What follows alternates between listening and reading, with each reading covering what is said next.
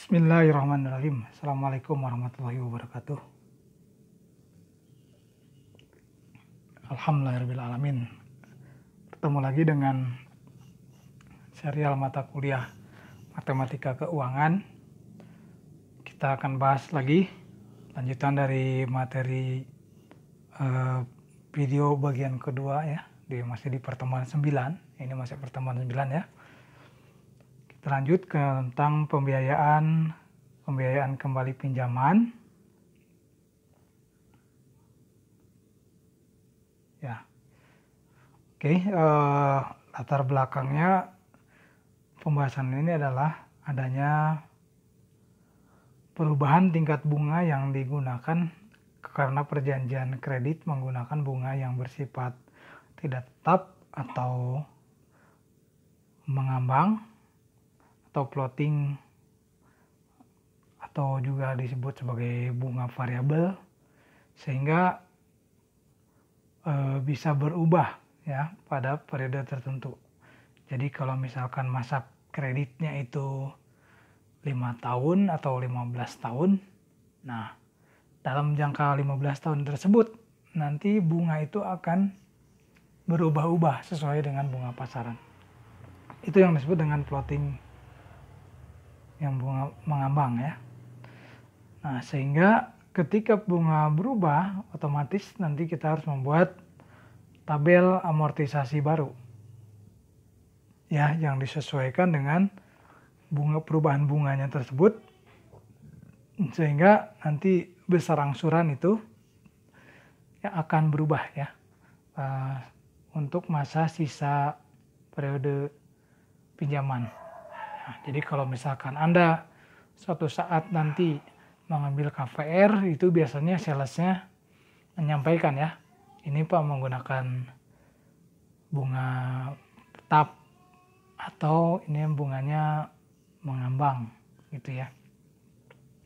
Atau bisa begini, misalkan 2 tahun pertama Pak perjalanannya tetap, tapi tahun ketiga, tahun keempat baru bunganya mengikuti pasaran. Itu juga termasuk ya bunga mengambang. Karena kalau bunganya tetap, itu nanti dari awal sampai akhir bunganya tetap sekian gitu ya persentasenya. Oke, sekarang akibatnya apa? Akibatnya nanti besar angsuran bulanan dan amortisasi utangnya akan berubah ya untuk periode sisa pembayarannya. Oke, sekarang kita bisa juga nanti kita dari perubahan bunga di pasaran juga bisa kita meminjam uang dari bank yang memberikan bunga lebih rendah untuk menutup utang kita gitu ya, dimana utang kita bunganya tinggi misalkan begitu. Itu juga termasuk latar belakang pembahasan ini gitu ya. Artinya secara sederhananya intinya ada perubahan tingkat bunga. Oke, kita lihat contoh 5. Melanjutkan contoh kita yang sebelumnya mengenai eksekutif muda atau seseorang yang mengambil KPR ya seharga 400 juta dengan DP 100 juta, jadi sisanya tinggal 300 juta.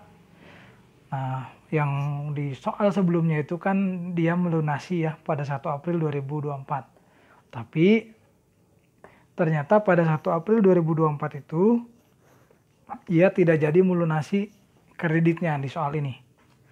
Ya, ia tidak jadi melunasi kreditnya. Ini karena tingkat bunga KPR diturunkan dari 18% menjadi 15%. Gitu ya. Karena bunganya menurun, dia mungkin tidak jadi melunasi kreditnya. Ya, jadi sayang mungkin uang tunainya akan digunakan untuk yang lain. Karena bunganya menurun juga. Nah, otomatis angsurannya akan lebih rendah. Oke. Kemudian pertanyaannya, berapa besar angsuran per bulan untuk sisa pembayarannya? Tadi kan sampai sini kan udah 36 bulan ya. Nah, sisanya berarti tinggal 24 bulan. Jadi totalnya genap 60 bulan ya, alias 5 tahun. Nah, kita diminta menghitung ulang nih angsurannya. Nah, otomatis nanti ini angsuran ini akan berubah Ya, kemudian nanti di nilai bunga juga akan berubah. Nah, amortisasi utangnya juga akan berubah. Sehingga kita akan punya tabel amortisasi utang yang baru ya. Itu berbeda dengan 3 tahun sebelumnya. Oke, kita jawab. Saldo KPR setelah 36 kali angsuran, ini seperti soal di contoh sebelumnya sudah dihitung, yaitu sebesar 152.592.193,5 rupiah. Oke ya, nah jika tingkat bunganya diturunkan jadi 15%, 15% itu sama aja dengan 1,25% per bulan. Ya. Nah, maka angsurannya bisa kita hitung ya dengan menggunakan konsep anuitas ya, dengan yang diketahui adalah present value nilai sekarangnya gitu ya setelah 36 bulan ini. Sekarang posisi kita ini ada di posisi 36 bulan. Nilai sekarangnya adalah PV 152.592.193,5 rupiah. Dengan N-nya itu adalah sisa pembayaran, sisa pelunasan, sisa waktu dalam sampai pelunasan yaitu 24 bulan. Dengan I-nya itu 1,25% per bulan alias 0,0125. Maka A-nya adalah PV per 1 min 1 plus I pangkat min N per I. Ya, ingat pangkatnya min N karena ini kita ngambilnya dari dasarnya dari PV nilai sekarang ya. Kalau ngambil dasarnya dari nilai yang akan datang, N-nya pangkatnya positif. Oke, berarti 152 juta sekian dibagi dengan 1 dikurangi 1 plus 0,0125 pangkat negatif 24 dibagi 0,0125. Hasilnya adalah 7.398.683,98 rupiah. Nah, ini kalau dibandingkan dengan bunga 18%, otomatis turun ya cicilannya, angsurannya. Kalau 6% itu sekitar 7.600.000-an ya. Nah, di sini cuma turun sampai 7.398 sekian. Oke ya. Nah, jadi angsurannya ini setelah bunganya 15%. Selanjutnya, bagaimana kalau pihak bank pemberi KPR itu tidak mau menurunkan bunganya walaupun beberapa bank lain sudah melakukannya ya, walaupun bunga di pasaran udah 15%. Yang punya KPR itu nggak mau turun, tetap pengen 18%. Nah, maka sebaiknya eksekutif muda tersebut memohon pinjaman dari bank lain dengan tingkat bunga yang hanya 15% untuk melunasi sisa KPR-nya yang 18% ya. Karena hal ini akan lebih meringankan ya, dan tidak ada misalkan diasumsikan tidak ada denda pelunasan lebih cepat.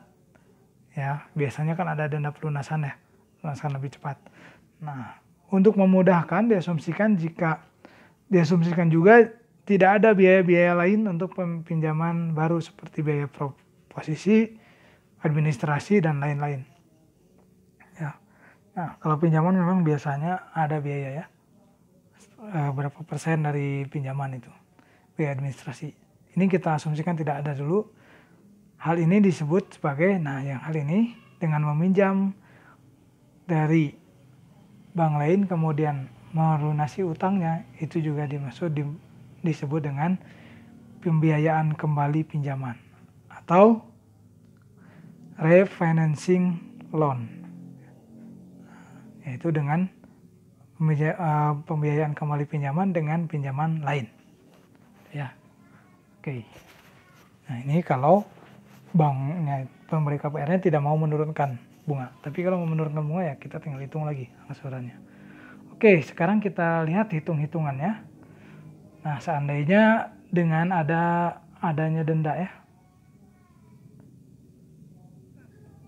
Seandainya ada denda pelunasan lebih cepat. Misalkan dia sebesar 2% dari saldo akhir. Apa yang sebaiknya dilakukan? Apakah meminjam dari bank lain, peminjaman baru, kemudian melunasi yang pinjaman lama, atau bagaimana? Nah, untuk menjawab pertanyaan tersebut, kita lihat perhitungannya, ya, secara kalkulasinya bagaimana, lebih menguntungkan mana ya. Oke, kita tahu saldo Saldo 1 April 2024 itu sebesar Rp152.592.193,5. Nah, kalau ini didenda 2%, berarti 2% kali 152 juta. Jadi dapatnya Rp3.051.843,9. Nah, kemudian ini dijumlah totalnya. Jadi total pinjaman baru yang harus diperoleh itu adalah denda dan saldo kredit akhirnya. Berarti di total adalah Rp155.644.037,4 totalnya. Oke. Nah, sehingga kita bisa menghitung angsurannya. Setelah tahu angka ini, ya berarti present value-nya adalah angka ini, total ini ya. Nah, kita hitung dengan bunga tadi 15% dan M-nya 24, dapatlah angsurannya senilai Rp7.543.657,7 per bulan.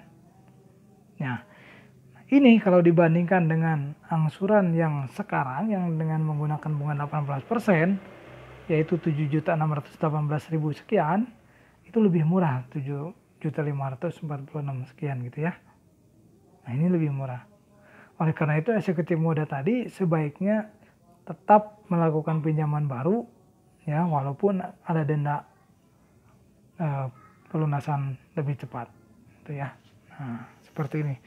Jadi alhamdulillah dengan Anda mengetahui pelajaran seperti ini, jadi suatu saat kalau misalkan Anda melakukan akad kredit dalam waktu, biasanya kalau KPR kan 15-20 tahun gitu ya, suatu saat mau melunasi gitu ya, Anda bisa tahu hitung-hitungannya sendiri ya, itu sebelum sales atau pegawai banknya menghitung juga ya, jadi Anda bisa punya hitungannya sendiri juga. Kemudian bagaimana kalau misalkan bunganya di yang lain turun gitu ya, ya karena bunga itu kan ada juga yang biasanya promosi ya bank, jadi bunganya turun atau pemerintah menurunkan bunga. Nah, itu bisa kita membuat skedul metode pembayaran gitu ya. Nah, seperti ini ya. Oke, mudah-mudahan bermanfaat buat hidup Anda. Selanjutnya kita perhatikan dana pelunasan ya. Oke. Nah, dana pelunasan ini metode lain untuk melunasi hutang jangka panjang selain tadi amortisasi utang ya. Nah, jadi ketika sejumlah uang tertentu yang cukup besar diperlukan pada suatu saat di masa yang akan datang, nah maka suatu kebiasaan yang baik dan bijak kalau kita mengumpulkan secara periodik dalam jumlah yang sama untuk memenuhi hutang yang akan jatuh tempo tersebut ya. Nah, jadi ini kita nabung dulu buat melunasi misalkan 5 tahun yang akan datang, nah, hutang kita harus dilunasi ya. Dana pelunasan itu biasanya digunakan untuk membayar hutang, menebus utang obligasi yang jatuh tempo gitu ya. Misalkan ini posisi ada kita sebagai perusahaannya ya, perusahaan atau BUMN yang mengeluarkan obligasinya misalkan masa jatuh temponya 5 tahun. Nah, dari surat obligasi itu kan kita dapat tuh uang dari yang beli surat obligasi. Nah, setiap bulannya kita bayar bunganya saja, tapi nanti di akhir periode, nah kita harus membayar utangnya juga, pokoknya juga. Nah, itu kita bisa gunakan strategi dana pelunasan ya dari mulai sekarang gitu ya, dari mulai transaksi awal, sehingga nanti waktu 5 tahun lagi harus jatuh tempo harus membayar uangnya, kita udah ada. Oke. Nah, berapa jumlah yang harus kita tabung, harus kita simpan untuk membayar jatuh tempo tersebut gitu ya. Nah, ini kita hitung di dana pelunasan. Atau mungkin ya seperti Anda misalkan ya yang sederhana lah, pajak misalkan ya, pajak kendaraan atau pajak ya baik itu roda 2 maupun roda 3 kan setiap tahun tuh jatuh tempo. Nah, kalau di waktu jatuh temponya kita harus menyediakan uang sebesar sekian, wah kerasa beratnya. Tapi kalau misalkan nabung dari sekarang di manage, jadi nanti per harinya katakanlah ya atau per bulannya harus berapa, supaya nanti begitu waktunya harus bayar pajak, nah itu udah tersedia uangnya. ya, atau misalkan ganti ban mobil lah, apalah gitu, macam-macam ya, untuk mungkin dunia-dunia yang dekat dengan kehidupan Anda sehari-hari atau kita sehari-hari, itu juga bisa. Jadi intinya kita memperkirakan dana yang dibutuhkan yang akan datang dengan melakukan tabungan dari sekarang. Nah, sehingga dananya nanti tercukupi saat dibutuhkan. Nah, besar tabungan per periodenya adalah menggunakan rumus ini, karena kita berhubungan dengan yang akan datang ya. Jadi pakai future value atau FV atau FV. Ya, jadi rumusnya ini 1 plus I pangkat N, ingat pangkatnya positif. Kemudian satunya jadi ke belakang jadi min 1 per I.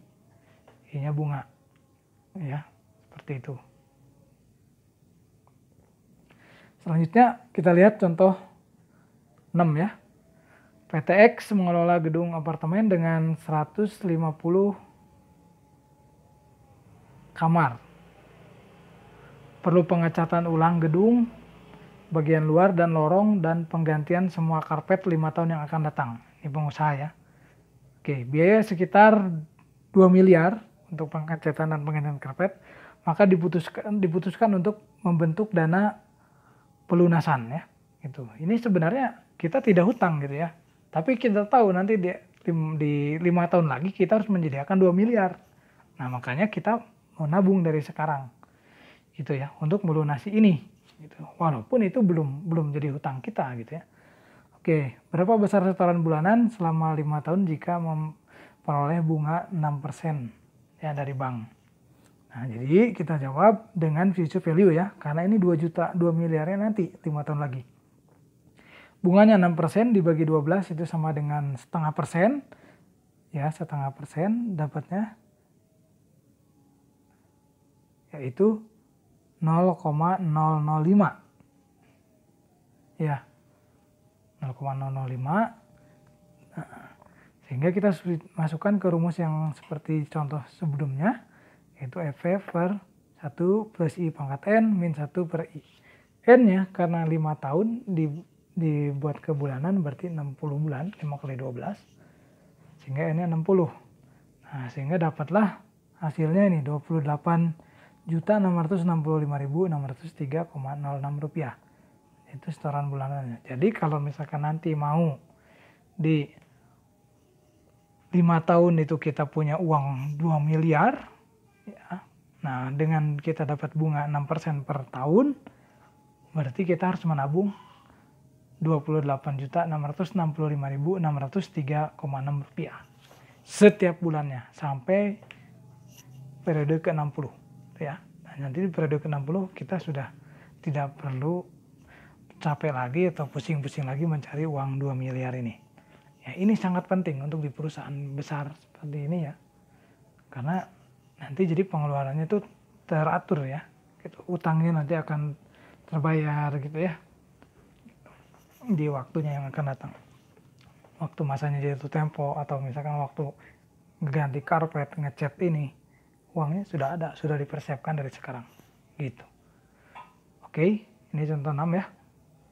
Kemudian yang contoh 7, sebuah pinjaman sebesar 500 juta akan jatuh tempo 4 tahun lagi dan harus dibayar dengan metode dana pelunasan. Oke, ini kita akan bayar dengan metode pelunasan. Jika pinjaman itu berbunga sederhana 9% per tahun, dibayarkan setiap 6 bulan dan pembayaran dana pelunasannya dapat memperoleh bunga 8% per tahun. Dihitunglah triwulan dengan 8% itu triwulan ya. Triwulan berarti setiap 3 bulan. Maka hitunglah A. Jumlah pembayaran tahunan, B. Jumlah dana pelunasan setelah 2 tahun, C. Nilai buku pinjaman setelah 2 tahun. Oke, sekarang kita buat yang diketahuinya dulu ya. Oke, di sini yang diketahuinya itu pinjamannya 500 juta ya. 500 juta. Kemudian bunganya itu 9% untuk bunga pinjamannya. Oke. Kemudian pembayarannya setiap 6 bulan Kemudian dana pelunasannya adalah 8% per tahun dengan triwulan ya. Oke, jadi kalau triwulan itu ingat, berarti 1 tahun itu ada 4 kali ya pemberian, karena 3 bulan berarti kan 4 kali ya. 12 bagi 3 gitu. Nah, untuk pembayarannya sendiri itu adalah setahun 2 kali gitu, sehingga nanti bunganya ini untuk yang 9% nanti bunganya itu dibagi 2 karena per 6 bulan ya, berarti ini 4,5% per 6 bulan